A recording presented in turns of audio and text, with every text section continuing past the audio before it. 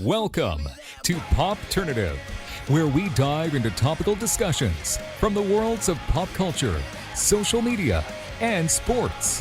Here is your host, Peter Remoliotis, aka PD Beats.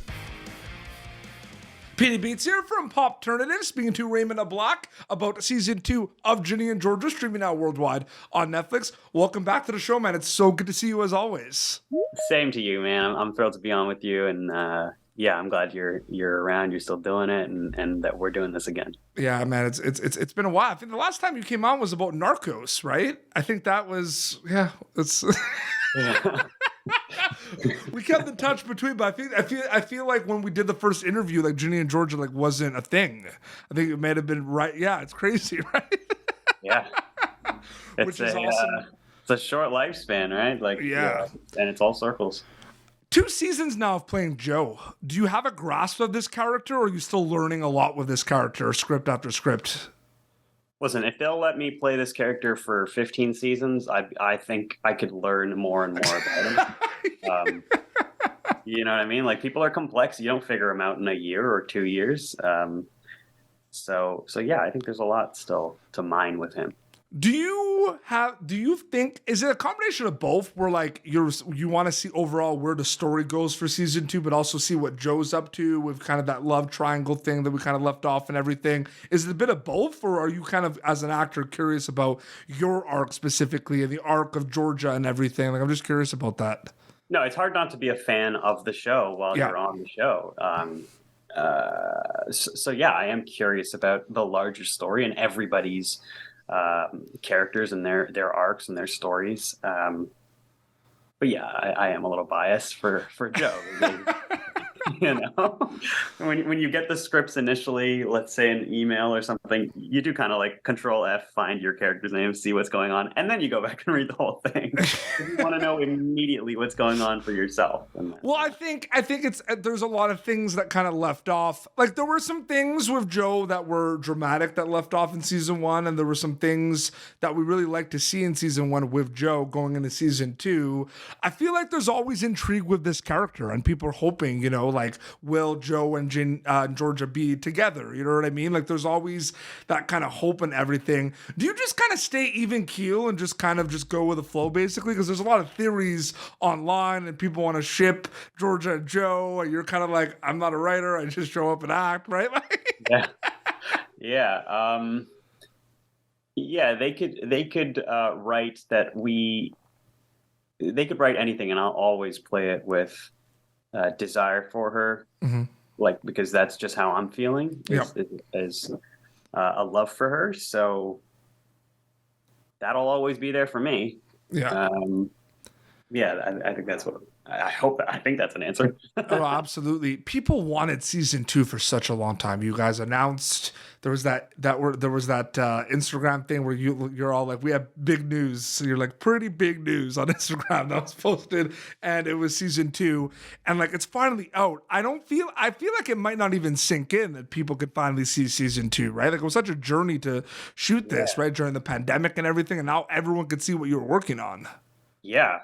It feels like a bit of a lifetime ago that we shot season 2, because we were very much in Toronto, at least, in another COVID wave, and so there were all those extra protocols and safety procedures and things that you're trying to do to, even in your own life, just try to stay healthy and free of any COVID, so that you don't interrupt any shooting or cause any problems in that way. And it's like a different mind frame, and then only, not even a year later, months later, it feels like a very different world.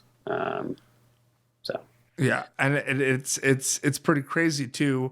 We talked about this last time you were on the show, because we talked about Narcos, and Narcos is on Netflix, and you're still in kind of the Netflix family of Ginny and Georgia. You were also in Love in the Villa, and I spoke to Kat and Tom for that, which was awesome. Nice. And that was a cool role. You did great in that movie too, by the way. So Thanks, the Netflix, and made so many Netflix projects, Ray. It's awesome.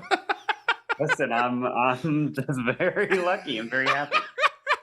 No, it's funny. I'm thinking about it. Like, it's all Netflix, but it's good. I mean, it drops on the 5th. Everyone kind of gets to see it. Everyone kind of sees it like within kind of the first week, but some people kind of see it before others because it's across all these different time zones, right? And everything. When did you start realizing the global kind of impact of Netflix and this show, Ginny and Georgia? Was it like right in the beginning, once like season 1 dropped, because there was the effect there, or is it now when everyone kind of wants a season 2? Yeah, I it's hard to negotiate the two things. I think they're like monumental, like kind of overwhelmingly so in different ways. You know, in the first season, I think we came out in one of the COVID waves, and so people were watching. Like and it was a little I don't know a better word for it than scary, but not scary with some negative connotation, but scary and overwhelming and surprising, like the eyeballs, the reach. Yes. Yeah, like what do you do with all that? Exactly. Like what? Literally, like what do you do? You know, and so much of your job is you're on set months before this thing comes out. You do your work, and you kind of really try to forget about it. So then the gratification after the fact can be, what do you do with that? The show deals with a lot of teenagers as well, and deals with a lot of what they're kind of dealing with, breakups and a lot of things with their families and everything. You have played a teenager in a show in the past. You are not a teenager in Ginny and Georgia. Joe is a grown-up man. But do you look at a lot of kind of those scenes with the characters with like Ginny and Abby and Maxine chatting and everything? And is there some kind of familiarity with it because you kind of were there with Degrassi kind of scene? Like, I'm wondering if those go hand in hand, because we all look at those characters, especially in season 2, with like those scenes with the band's playing and they're on their phones on the couch, and we see ourselves in high school in a lot of ways when we see scenes like that, Ray. Absolutely. Yeah, I would say that the difference is that the girls in Mang and you know, all the teenage actors that we have on the show are just stronger actors than I ever was in Degrassi. But when you're watching them work, you go like, wow, this... Sam Van Dari had some good stuff, man. He wrote songs. It was great. Shout out to Sam. It was legendary. Yeah. I don't know. But it's like there is a relationship there, right? Like when you see both, like it does clue in a little bit, right? Yeah. Yeah. Yeah, and there's like a nostalgia there that I remember those days, and that was a lot of fun. Absolutely. I mean, it also helps that there are some people in there. You're not the only person that was in Degrassi. That's how Ginny and Georgia. Yeah. I remember talking to Jennifer Robertson like for the season 1, and she was talking about like she's like, yeah, there's a lot of people that were like in 1 or 2 episodes of Degrassi, and I'm like, yeah, Toronto, yeah. It's an institution. that show was really an institution, and not just actors. I mean, like crew. Like it feels like if you're in the film and TV industry in Toronto, you're gonna cycle through there at some point, or you have cycled through there at some point, and then you go off and you continue. And it's cheesy to say, but like that show, like what can make? I mean, it could change like your life basically, right? If you think about it, like it taught you so much, right? Absolutely. Yeah. Some of my mistakes were made on a show that was syndicated in however many 180 countries. So that's tough. But but yeah, I learned a lot there. Like it was a school in more than one sense. That's absolute. What is besides? I've been kind of because I've been doing a lot of interviews with the cast for season 2 of Ginny and Georgia.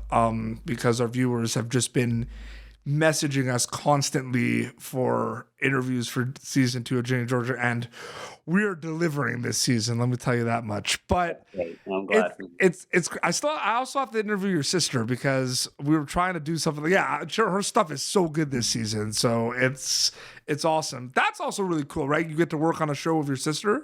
Come on, the odds of that are impossible. I don't know if it'll ever happen again. So yeah, she and I are both really. Can't believe it and really enjoying it. Your sister's in a movie that I watch all the time during the holidays, and it's on Netflix. You want to guess which one that is? Let It Snow? Yes, I love that movie. I can watch that movie. I love that movie, man. You've seen that movie, I'm assuming, right? Yeah, Kiernan Shipka, right? I love that movie. It's a Yeah. great movie. Yeah, your sister's one of the girls at the diner, like one of the popular kids at the diner. That's a great movie. Yes, I've seen it. It's good. But Netflix, the Ablack family and Netflix, man. Like, Listen, it's a match made in heaven. We're loving it. it's amazing. But I guess like my question is, besides the people, because like I was interviewing a lot of people for Ginny and Georgia, and they were saying like their favorite thing about working on the show is the people they get to work with. Besides the people, because it's like an obvious one. Like everyone seemed to get along. It's great. Anything else you like the most about working on the show specifically? Right. So everyone's saying the people because not unlike Degrassi, or at least my experience on Degrassi, like my era, my class, it seems like you're making like lifelong friends there, and it doesn't feel different here. And I've been on some other shows, and that's not always the case. No. Sure, people are professional and kind and stuff, but sometimes you can tell like, oh, this is a relationship that's got legs and can last. And so there is like an ineffable magic in that. Mm-hmm. That part's great. And to me, being not a part of, because I'm not, I'm just an actor on this show. Yep. But Sara Lampert, Deb Fisher, and how much they're willing to collaborate and hear. I'm just one cog in a machine, but they're willing to collaborate and listen and work with you. That's something that you don't also get anywhere else. I love and something I really love that I want to ask you about, because we're doing kind of general things. I'm telling you, we're walking on eggshells because we don't want to kind of give away certain things. But like, I love like the open mic kind of scenes this season, right? Like there's open mics and everything. What were those like, shooting those scenes specifically, like at the bar and everything? That looked like a blast, man. That was great. I made up different jokes every time. Well, not made them up. Like I have jokes,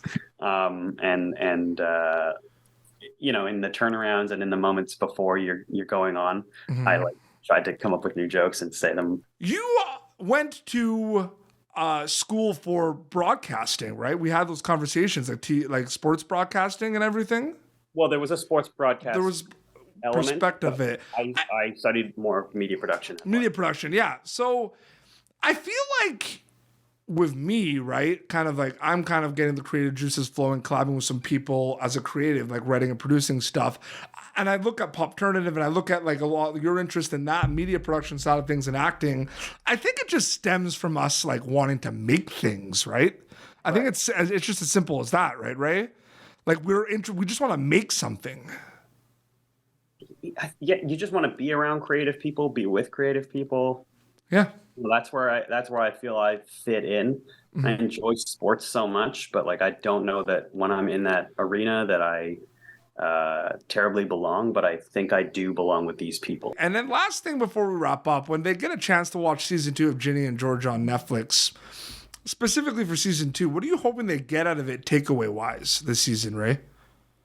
I don't know. I just hope you enjoy it. Like I just hope you enjoy a show that really does have a lot of heart, because a lot of heart, like sincerely from great people in this industry, like poured into it. Like I hope that shows. It's like not quantifiable, but people really poured their hearts into it. No, absolutely, man. And I just want to say before we wrap up that you were one of my kind of you were part of like the first crop of like guests early on when I kind of started this thing and everything. And I was kind of getting my feet wet and figuring out a lot of things. And I asked you to come on the show and you said that you were happy to. And I just wanted to thank you, man, honestly, because, we're building something incredible right now, but it's like guys like you early on that kind of helped us and that kind of believed in the show and everything. So I just wanted to kind of on like a serious note, just say thank you, man. Seriously, it really, really, really means a lot to me, dude. It does.